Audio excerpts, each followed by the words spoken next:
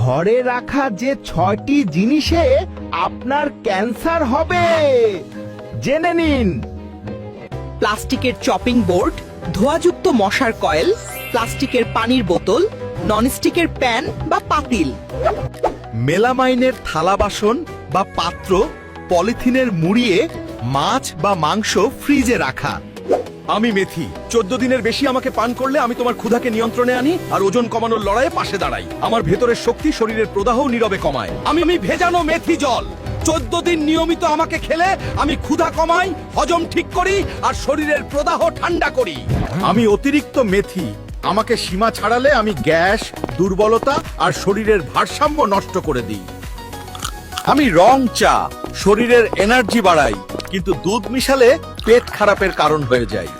আমি রসুন, পরিমিত খেলে চর্বি কমাই, কিন্তু বেশি বেশি খেলে গ্যাস্ট্রিক বাড়ায়। আমি দুধ, শরীরের শক্তি বাড়াই, কিন্তু বেশি খেলে ডায়রিয়া হয়ে যায়। ডিমের ভিতরে বাচ্চা কিভাবে বেঁচে থাকে? ডিমের খোলস দেখতে শক্ত হলেও এতে আছে হাজার হাজার সূক্ষ্ম ছিদ্র। এই ছিদ্র দিয়ে অক্সিজেন ভেতরে ঢোকে আর কার্বন ডাই অক্সাইড বের হয়ে যায়, ঠিক আমাদের শ্বাস প্রশ্বাসের মতো। ডিমের ভেতরের কুসুম হলো বাচ্চার খাবার ভান্ডার। এই কুসুমে থাকে প্রোটিন, ফ্যাট আর শক্তি, যা দিয়ে বাচ্চা ধীরে ধীরে নিজের শরীর তৈরি করে। আর ডিমের সাদা অংশ বাচ্চাকে ব্যাকটেরিয়া থেকে রক্ষা করে। খোলসের ভেতরের ঝিল্লি আবার তাপমাত্রা আর আর্দ্রতা ঠিক রাখে। এভাবেই একটি ডিমের ভিতরে নিরাপদে বাচ্চা বেড়ে ওঠে। এই অসাধারণ সৃষ্টি তোমার কাছে কেমন লেগেছে কমেন্ট করে জানাও।